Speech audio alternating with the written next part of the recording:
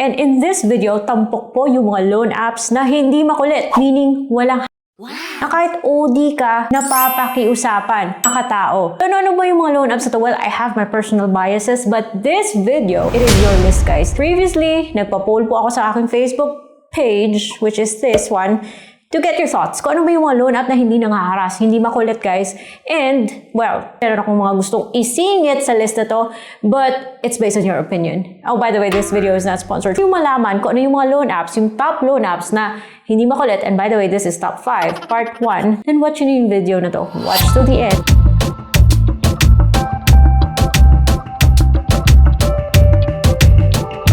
2026 na, guys, iwasan natin yung mga loan apps na magbibigay lang sa atin ng stress. So, kung gusto nyo malaman kung saan kayo dapat umutang, kung kailangan nyo ng budget, then watch this video. Dito kayo dapat umutang. Hello everyone! Welcome back to my channel. It's Red here, and in this video, tampok po yung mga loan apps na hindi makulit. Actually, there's top 10, pero top 5 lang, part 1, dahil ayoko sayangin yung oras nyo dahil alam ko busy pa kayo. But for this video, isisingit ko lang, guys, ha, kasi kailangan ko ng konting something. But for this video, I'm wearing this. This is from Maybelline CM17 para no makeup look yung peg natin. And for my microphone is Rode. Para hindi kayo maligawan, if you guys are interested, then meron akong links na ilalagay. And ano yung mga top na mga loan apps na hindi makulit. Kahit na OD ka, yung iba dito ay pwede pa rin magpautang. Basta kinausap mo lang sila ng tama. At guys, nagpa-poll pa talaga ako, guys, at nagtali-tali ako dito kaya meron akong top 10. Pero like I said, top 5 lang. At nagulat ako sa number 1 na parang hindi ko siya tanggap, guys. List nyo to. Kayo yung humusga. And number 1 is Tala.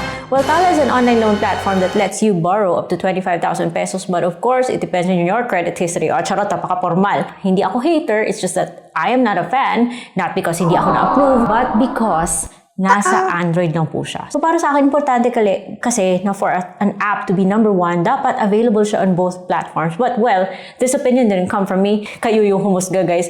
That Tala is the best, very makatao, hindi po siya dati rin ako may Tala na account. Kaso, hindi ako nakababayad. Pero Diyos ko, pandemic pa yun. Nabayaran ko yun. Because of loan app number 2. Pero, I don't know why. Hanggang ngayon, hindi pa rin ako makautang. Hindi ako makabalik kay Tala. Naku, Tala naman. Mag-2026 na. Isang beses lang ako nagkaroon ng late fee kay Tala. At paunti-unti ko siyang binayaran, guys. Hanggang sa maubos ko yung utang ko kay Tala. Kaso yun nga lang, hindi ako makabalik. Si Tala, okay naman yung interest niya and payable up to 60 days or 61 days. At tumataas na yung credit limit kapag good payer ka, but it depends on the system. Yung good thing about kay Tala, kahit nasa Android lang siya, is that marami pong IDs yung pwedeng pagpilian. Generally speaking, kung walang sablay yung credit history mo, ang dali pong makautang kay Tala. And like I said, mabait siya. Hindi po siya makulit, makatao, at pwede siyang pakiusapan. Okay, now let's move on to number 2. Kasi parang ang sakit ng lalamunan ko kapag si Tala yung pinag-uusapan. Although, hindi ako hater ni Tala, I'm just not convinced, guys. Pero yun nga, agree ako na makatao si Tala. So let's proceed na to loan app number 2, which is my favorite, and I'm so happy na siya yung number 2, guys. And that is BillEase.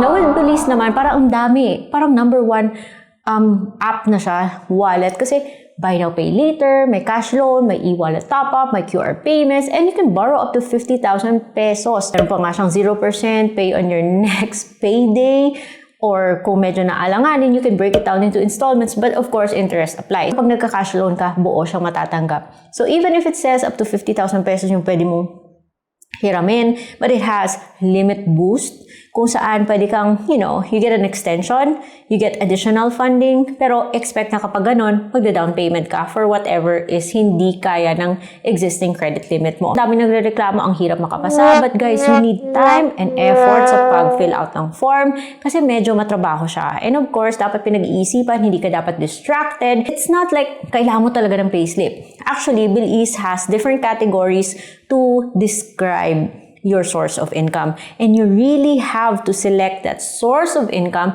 na kung saan makakapag-provide ka ng supporting document. Ito po sila. So, one valid ID, proof of billing, which doesn't have to be in your name. Of course, hihingi po siya ng payslip kung sinabi mo employed ka. Di ba may question doon if you work from home, if you're a freelancer, just make sure you're ticking the right boxes para hindi kayong magka-problema sa application. Meron siyang current parang loan condonation program, if you're familiar with the SSS thing, arrangement with the company if medyo nahihirapan ka sa pagbayad ng utang mo. So very makatao si BillEase, and my personal experience is there was a time when nagkamali ako sa pagbayad and parang 2 days na lang mag-due ako. So I called BillEase and said, anong mangyayari kapag medyo na-late ako? Kasi alanganin yung papasok ng funds. And they told me, they were giving me 2 days na grace period.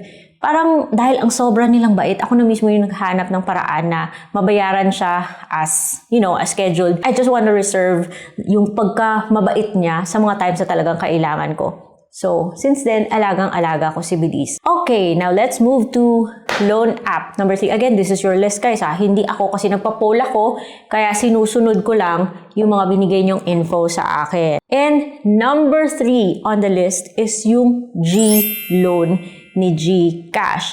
Now, G-Loan is a loan service offered by Fuse Lending. And with G-Loan, you can borrow up to 150,000 pesos. Pero nabigla ako, may mga ads sa G-Loan that you can borrow even more, like 350. Pero doon na lang muna tayo mag-stick sa 125. Yung maganda dito kay G-Loan is that mababa lang yung add-on rate niya. And siguro, I think less than 6% is good enough for me, pero depende po yan kay system kung magkano i-offer sa'yo. So, depende sa amount na i-offer ni system. There are, loan terms up to 24 months. Pero importante, it is hulugan. As a sample computation of my G-Loan is here. There are users, again, depende po siya sa credit history, there are users na kahit na 350 lang yung G-score nila, nagkakaroon sila ng G-Loan. Yung sa akin, nagkaka-offer ako ng G-Loan pag yung G-score ko is somewhere like 600 to 700. I don't know why mahigpit si G-Loan. Maybe because I have G-Gives and G-Credit. Pero okay na rin si G-Loan guys ha. Kasi for as long as hindi ka nalilate, baka matatanggap na calls. Text lang. Yun nga lang, kapag masyadong OD ka na, na-forward siya sa kanilang mga legit collection agencies at yun yung masipag tumawag. But other than that, kung alagang-alaga yung account mo, hindi naman siya makulit. Now, para magkaroon ng G-Loan, of course, dapat meron kang GCash, which is verified, meaning nag-submit ka ng valid government IDs para ma-lift yung limitations mo at ma-offer yung features ni GCash kasama na tong si G-Loan. Kailangan wala kang issues with your credit history like fraud or mga utang na hindi nabayaran para magkaroon ng offer. One tip lang with G-Loan, huwag masyadong advance magbayad. Although there's a benefit na advance magbayad kasi may cashback, but it is not a guarantee na makakautang ka ulit o magkakaroon ka ng offer. Minsan tumataas, minsan bumababa. Depende po yan sa assessment ni system sa'yo kasi with GCash, weekly po yung assessment niya. So medyo mahigpit siya. Kung ang app ay masyadong mabait, wag po nating abusuhin. Now, let's proceed to number 4. Not na to, dati akong may ganito. The time na medyo kaloka pa siya, and that is JuanHand. So, dati ako may JuanHand, guys, eh medyo iba rin siya nung dati. But I'm surprised. One of the apps na yung talagang nakakita ako ng so much improvement. Sayang, sana dun ako nakalapit kay JuanHand at a time na hindi siya makulit. But anyways, the reason why I speak so positively about JuanHand because it offers 50,000 pesos and you can pay it up to 9 months, monthly installments, and yung interest niya is acceptably low na rin. Well, there may be calls and texts, papalapit na yung due date, pero kung assertive ka lang and you talk to them about issues sa payment, nakikinig naman sila because they have a 24/7 na customer service na tao talaga yung makakausap mo. So, legit si JuanHand, and if you're a good payer, nakakatulong po siya sa credit history. I may have a bad experience with JuanHand dati, but it has come a long way, and now, okay na siya. Very, very okay na siya. And fair, madali rin si JuanHand utang. Isang valid ID lang.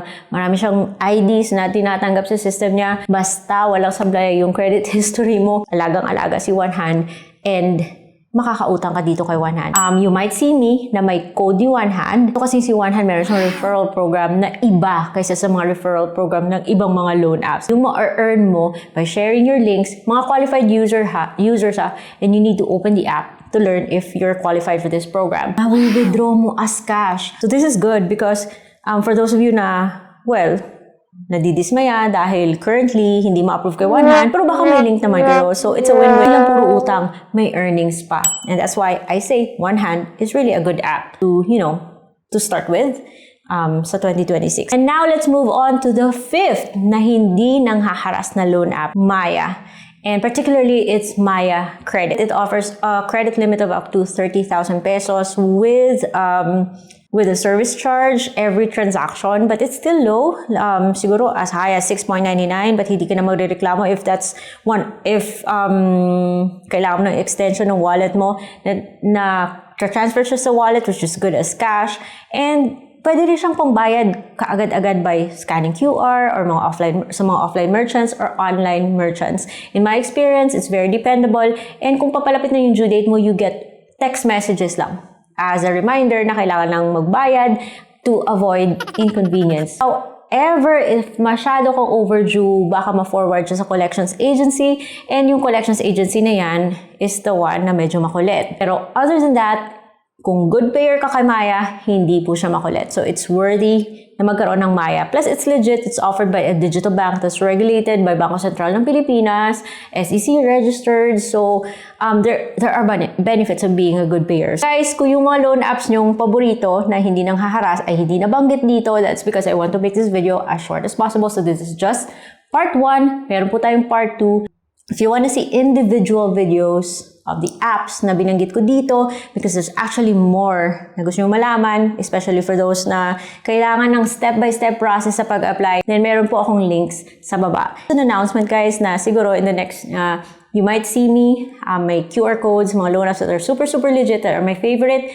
These links just guarantee na hindi kayo mapunta kung saan-saan. Ang hirap po maghanap ng mga online loan platforms na legit. It doesn't guarantee na ma-approve kayo because your application approval will depend on factors like your credit history and whatnot. But it will help me earn a little something for, because making quality content takes effort. Guys, thank you so much for the support, and I hope this addresses your concern. Kung wala po yung mga favorite apps nyo dito, abangan nyo yung part 2 kasi baka doon po sila nabanggit. Have a nice day. Bye-bye!